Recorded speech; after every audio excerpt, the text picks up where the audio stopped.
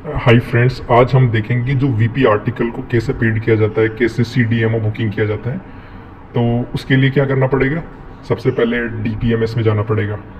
डीपीएमएस तो उसमें delivery operation में पूरा जो डेटा है, कितने आर्टिकल है, वो सारा यहाँ पे डेटा आ जाएगा, इनवॉइस रिटर्न वाला सारा। तो मैं आज उस वीपी आर्टिकल को पेड कर रहा हूँ जो सेम डे नहीं है, यानी जिसको डिपॉजिट करके रखा है। तो मैं इस पे क्या करूंगा, यहाँ डिपॉजिट के लिए दो ऑप्शन है, डिपॉजिट विद पोस्टमैन और डिपॉजिट विद ऑफिस। तो अब यहाँ पे क्लिक करने के बाद यहाँ जितने भी डिपॉजिट है मेरे ऑफिस में वो आ जाएंगे। तो 6 पार्सल दिखा रहा है, तो लास्ट में ये एक वीपी है 1006 रुपये की। तो मैं आज इस पे आपको दिखा रहा हूँ इसको पेड करके कैसे करते हैं। इस पे क्लिक करके विंडो डिलीवरी पे करेंगे, ठीक है। इसको ऐसे इंटरफेस आ जाएगा, तो इसमें कस्टमर का नाम लिखना है जिसको आप पेड किया। तो देखिए वीपी आर्टिकल दो तरीके से पेड होते हैं। एक तो सेम डे, यानी पोस्टमैन के पास आज वीपी आर्टिकल आया और आज ही पेड हो गया, तो पोस्टमैन का रिटर्न लेते टाइम उसको डिलीवर कर देंगे और सीधा पोस्टमैन के वहां पैसा चला जाएगा। लेकिन ये वीपी आर्टिकल है जो मेरे ऑफिस में 10 दिन से रखा हुआ है, क्योंकि कस्टमर कुछ कारणवश नहीं ले पाया था, तो उसकी रिक्वेस्ट पे रख रखा है, तो उसको पेड कर रहे हैं। तो जैसे ये डिटेल भरेंगे तो यहाँ पे दो ऑप्शन आ रहे हैं, कैश पेमेंट और क्यूआर पेमेंट।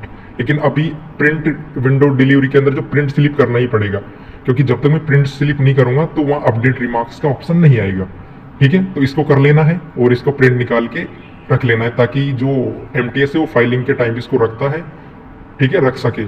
अब यहाँ पर अपडेट रिमार्क्स कर लेते हैं। जैसे मैं अपडेट रिमार्क्स करूंगा ये वीपी पेड हो जाएगी।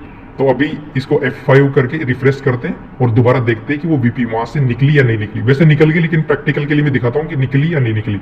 तो देखो, पहले 6 आर्टिकल थे, अब 5 रह गए, अब वो निकल गई। अब क्या करना है कि सबसे पहले वीपी पेड हो गई, अब उसका वीपीएमओ बुकिंग करना पड़ेगा। उसके लिए क्या करना पड़ेगा, बुकिंग सॉल्यूशन में जाना पड़ेगा और फिर मनी रेमिटेंस में जाना पड़ेगा, फिर डोमेस्टिक एमओ बुकिंग में जाना पड़ेगा और यहाँ पे मनी ऑर्डर की जगह सीओडी रिटेल करना है। जैसे सीओडी रिटेल करोगे आप, तो उस ऑफिस में जो भी वीपी पेड हुई होगी उसका पूरा डेटा यहाँ आ जाएगा। अगर आपने 10 वीपी पेड की है तो 10 आ जाएगा, 5 की है तो 5 की आ जाएगा। अभी 1 वीपी की है तो 1 ऑटोमेटिक आ गया। इस पे कुछ नहीं करना, वो सारा डेटा आएगा, उसको फेच करके सबमिट करना है।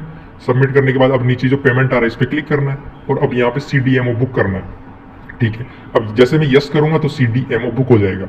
एक तरह से ऐसा हो गया कि ये मनी ऑर्डर बुकिंग हो गया उस वीपी का, ठीक है। अब क्या करना पड़ेगा, अगर मनी ऑर्डर बुकिंग किया तो भाई सुपरवाइजर का रोल तो आएगा ना। सुपरवाइजर अपनी आईडी को ओपन करेगा, ओपन करके वो क्या करेगा, बुकिंग सॉल्यूशन में जाएगा सुपरवाइजर, ठीक है। सुपरवाइजर बुकिंग सॉल्यूशन में गया, अब वो काउंटर ऑपरेशन में जाएगा। जैसे मैं काउंटर ऑपरेशन में गया तो वहां पे दिखा दिया कि एक मनी ऑर्डर इस ऑफिस में पेंडिंग है।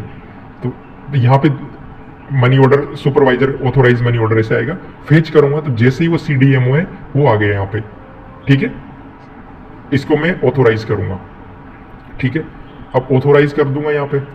अब ऑथोराइज कर देता हूँ, ऑथोराइज कर दे। अब क्या होगा, ऑथोराइज किया है, लेकिन आपको मैंने पहले बोला था कि ये सेम डे का वीपी नहीं है, ये डिपॉजिट वीपी है।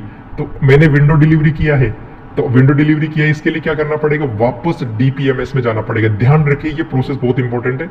अगर ये प्रोसेस नहीं करोगे तो आप डेंड नहीं करने देगा, वो ये कई बार भूल जाते हैं, तो ये करना ही करना है। वापस डिलीवरी ऑपरेशन में जाना है और जो सबमिट अकाउंट है पोस्टमैन का लास्ट में, यहाँ पे सेलेक्ट चैनल में विंडो करना है। जैसे मैं विंडो फेच करूंगा तो ये नीचे वो वीपी अमाउंट आ गया। तो मेरे को यहाँ क्या करना है, इसको वेरीफाई करना ही पड़ेगा, यानी सेलेक्ट करके सेव करना पड़ेगा डेटा। अब देखिए, आप यहाँ पे देख सकते हो total amount of window delivery postman वाले में 1006 रुपये दिखा रहा है, यहाँ पे देख सकते हो। अब क्या करना पड़ेगा, ये पैसा ट्रेजरी में चला गया, लेकिन अभी एड नहीं हुआ है, ट्रेजरी में एक्सेप्ट करना पड़ेगा सुपरवाइजर को। तो यहाँ पे क्या करना पड़ेगा, सुपरवाइजर अपनी आईडी खोलेगा, अपनी आईडी खोल के उसको एक्सेप्ट करना पड़ेगा ट्रेजरी में जाके केस वाले टैब के अंदर।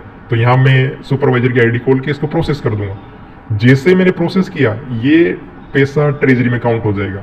Thank you so much for watching.